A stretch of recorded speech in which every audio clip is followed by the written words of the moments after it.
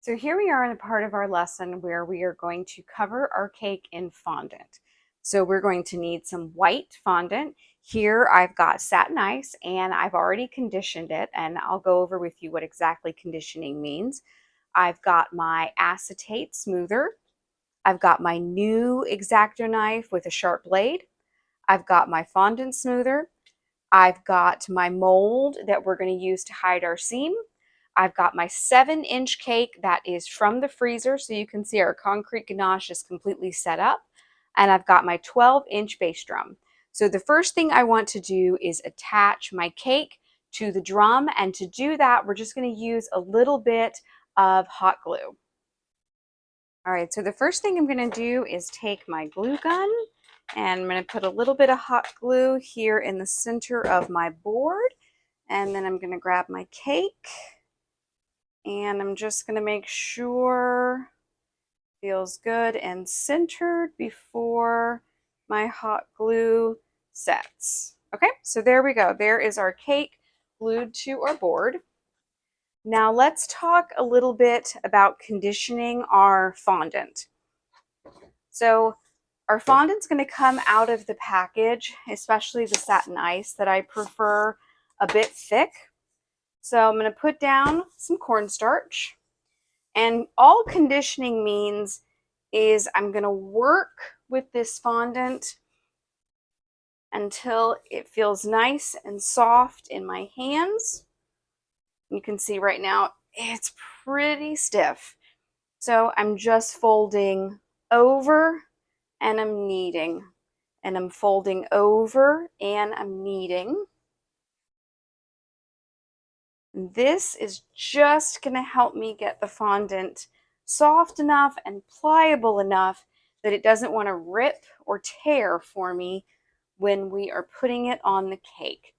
So you can see if I come up here a little bit closer to you, we don't have any splitting when I'm folding it over. Everything is staying nice and smooth. Sort of feels like a Play-Doh at this point. So I'm ready to go. Now I'm going to be using my sheeter to roll out my fondant. She is my favorite thing in the whole wide world. But if you do not have a sheeter, all you're going to need is a basic rolling pin. I've got one here. This is just a simple white one. And you're going to need one that is solid all the way across. We don't want any of the little rubber bands that come on this. We just want it nice and solid. So I'm going to go over the two ways that we can roll out our fondant. And for us, we're going to start on the top of our cake. We are going to panel. I'm not a fan of draping. Draping is where I cover in one piece where it drapes from the top down. I'm not a fan of draping. I find that it tends to want to crack and tear, and paneling is just going to avoid all of that. So let me show you how we would do this if we were rolling out. So I've got my cornstarch on my table, and I've started to kind of get the basic round shape here that I want. So I'm just going to take my rolling pin, and I'm pushing out and I'm turning. I'm pushing out and I'm turning. I'm pushing out and I'm turning. And let's zoom in a little bit for you on that. Okay, I'm going to push out and turn. I'm going to push out and turn. So it's really similar to how you would do a pie crust if you were making a pie. And our goal here when we push out and turn is to keep our fondant the same thickness. So we don't want really thick areas as opposed to really thin areas. I like my fondant to be between 1/4 to 1/8 of an inch thick. I find that that's a good spot where it'll hold everything nicely for the cake, but it's not too thick for my clients. So once I feel like I'm there, I'm going to zoom out on you guys again real quick, and we're going to come back up to our cake. All right, so here we've got ourselves a good angle looking down at the top. The top's what we're going to do first. So I'm just going to take my water. I find that water is the easiest way to adhere the fondant to the ganache. It's also going to be nice because you can sort of move things around if you have to. All right, so here we go. We're going to lay our fondant that we rolled out right on the top. And we're going to grab our fondant smoother and we're going to be pushing from the middle out. Nice even pressure from the middle out to the sides, from the middle out to the sides. Okay, this is going to push out any trapped air bubbles we have. We don't just want to start, that's not good. We don't want to lock in air bubbles, we want to push them out. Okay, so from the middle out to the sides. Okay, and go ahead and give it a feel. Feels nice and even to me, so that is great. So the next thing I'm going to do is I'm going to grab my X-Acto knife, and actually I think I'm going to trim off the edge. I think that might be a little bit easier for you guys to see.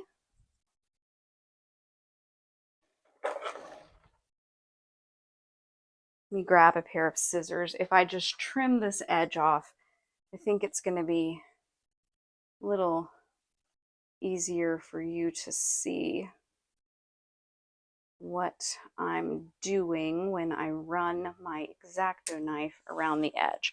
So if that's easier for you too, go ahead and trim off that edge. That's no big deal. All right, and I'm going to adjust your angle so that you can see a little bit better what I'm doing. All right, now we're going to take our blade, and we're going to run our blade, and we're going to keep it on the edge of the ganache. Okay, and we're going to kind of use the edge of this ganache as our guide. Do you see how our blade is just staying right here along the edge? Okay, go slow. There's no need to go fast. Okay, and we're just using the edge of this ganache as our guide. Okay, and this is why really sharp blades are important. Okay, so we're just going along. We're using the edge of this ganache as our guide. And we're just cutting off this excess fondant all the way around. Okay, remove that. And that's a beautiful straight edge. All right, so we've got this beautiful top edge that we've made now, and we can just run our smoother along, make sure everything's nice and even. Okay, looks great. Now we're going to roll out our panel and we're going to attach that to the side. All right, now don't forget when you start rolling, more cornstarch, okay? All right, now I'm gonna roll this by hand also for you guys. Again, I normally use my sheeter, but I realize most of you do not have a sheeter, so I think it makes the most sense to roll this by hand with you. So we're just gonna start pushing again from the inside out, from the inside out. Give your fondant a good turn. Okay, from the inside out. And it bears noting right here that you really need to make sure your table is clean. Fondant is pretty darn sticky. And if you've got a dirty table or anything like that, it's going to pick up all of those little tiny pieces and you will not be happy with your results. So again, I'm pushing from the inside out. Okay. All right, we've got our fondant all rolled out now. Now, if you'd like, you can always get your seamstress tape measure. This comes in handy for me quite a lot. It's a nice bendable tape measure. Okay, we can measure our diameter. I'm coming up at a little bit more than 22. So when you're rolling, just keep in mind that you need to get a little bit past that number. So we're just fine here. And then we'll check our height. We need to be between 7 and 8, and we're fine on that too. So now the one thing I want to make sure I do before I roll up my fondant to put it on my cake, I personally like to start with my fondant here with a nice flat bottom. Okay, and I'm actually going to cut in that bottom. Okay, and I'm just cutting a nice flat line right here. Okay, and this is going to help tremendously when we go and we roll up our fondant and put it on the cake. They've just got a nice flat line here. This flat line here that I've just cut is going to correspond to rolling as I put it on my cake. It's going to just go right along the bottom here. And it's going to make it so much easier where we don't have to trim anything off later. And you'll see in just a second when we go to roll it up. I'm going to give myself a nice flat edge right here because this is where I'm going to roll to. Okay, I'm going to put a little bit of cornstarch on here. Again, we don't want anything to be sticky. I am in Florida. Everything is sticky. If you guys are somewhere where humidity is not an issue for you, you probably will not have to use nearly as much cornstarch as I do, but humidity is a problem for me. So I'm going to pick you up right now, and I'm going to come right in here with my rolling pin. Now, I want this flat line to stay with me on the edge of the bottom part of my rolling pin, okay, as I roll. All right, so you'll see what I mean. I need this flat line, this straight line that we've made, to stay nice and straight as I roll. See how we're keeping our rolling pin really tight right there. Okay, now I'm to the edge. Okay, and I'm just going to pick my fondant up and I'm going to tap it. And now everything has come down nice and straight right here. It's going to help tremendously when we go and roll it and put it on the cake. All right, here we are ready to put our fondant that we rolled out and then rolled up on the rolling pin onto the cake. First thing I want to do is water, and I want to focus my water up here along this, what's going to become a seam. Okay, I want to make sure that's nice and wet. And then I want to make sure that the rest of my cake is evenly wet. I don't want dry spots.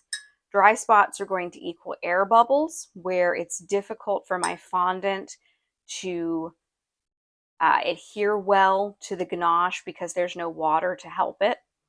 So we want to make sure we don't have any dry spots.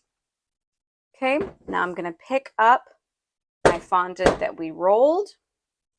Okay, and I'm just going to pick a starting point. Okay, if you've got a dent or a ding, your starting point, you know, that's a fabulous place to put a starting point. So right here, okay, we're just going to push, okay, connecting. Okay, we're connecting everything right there. Everything else is still rolled up here. We're flat along the bottom. Okay, and we're just going to roll along. See, this is when that flat bottom's really coming in handy. Okay, we're just rolling along.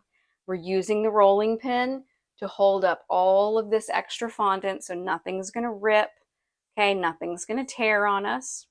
We're rolling along all the way to this back seam.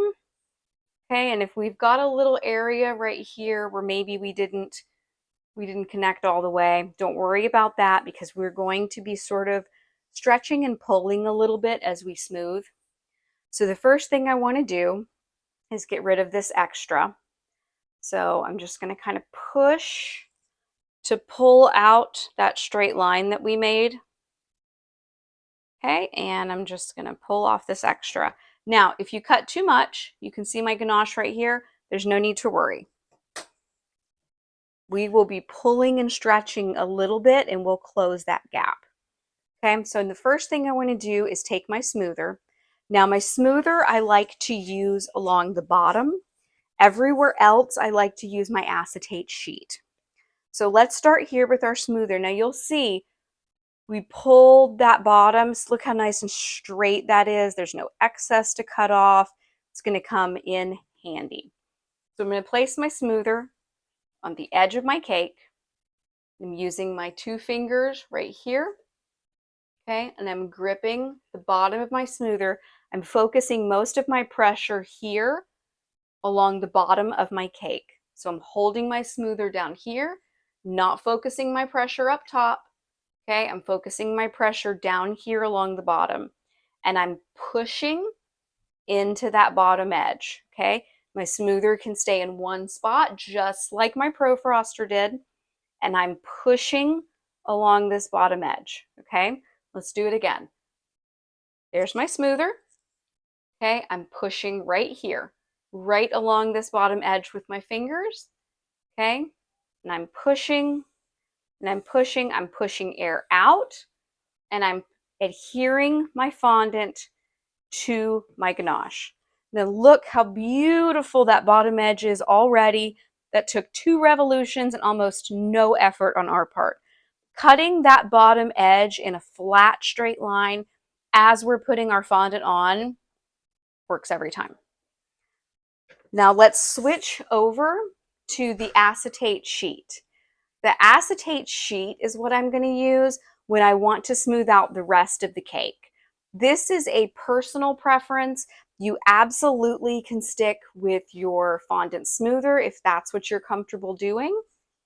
Okay, but I like to use my acetate sheet. It's a tiny bit more flexible. I feel like I can manipulate it a little bit more around my round cake. So I'm going to start here at the back again, and you'll see I'm always starting on one side. And I'm going to put my smoother onto my cake, okay? And again, where I'm focusing, where I'm pushing is this edge of my smoother. And that edge is what's going to ride right along the cake, okay? And I'm pushing, and as I'm pushing, I'm taking any air bubbles with me, okay? I'm just pushing along. It's staying still. I'm turning my cake board, okay? And I've got any air bubbles, and I'm going to push them right out.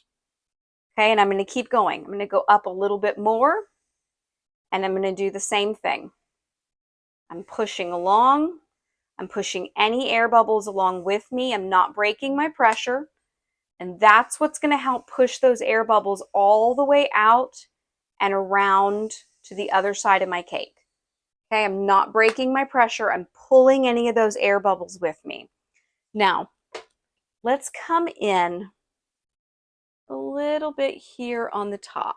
Can you guys see this bubble right here? If I push it around a little bit, maybe you can see it. If I've got a bubble close to the top, sometimes the easiest thing to do is to push it out through the top as opposed to pull it all the way around. So let's do that. Let's push this bubble out through the top. We're going to do the same thing we did before. We're focusing our pressure here on the end of our acetate smoother, and I'm pushing this bubble up and out. Okay, and now it's gone. All right, so if I had any more bubbles around the top, that's exactly how I would handle them. Bubbles on the side, I'm going to push along with me, okay, until I get them all the way out. All right, and I'm just going to keep going around my cake this way. If I see any bubbles, if I need to push anything, and you can see right here, see how I'm pulling that fondant along and it's closing up that gap for me? Okay, fondant is stretchy. We can push it, we can pull it a little bit, we can sort of manipulate it.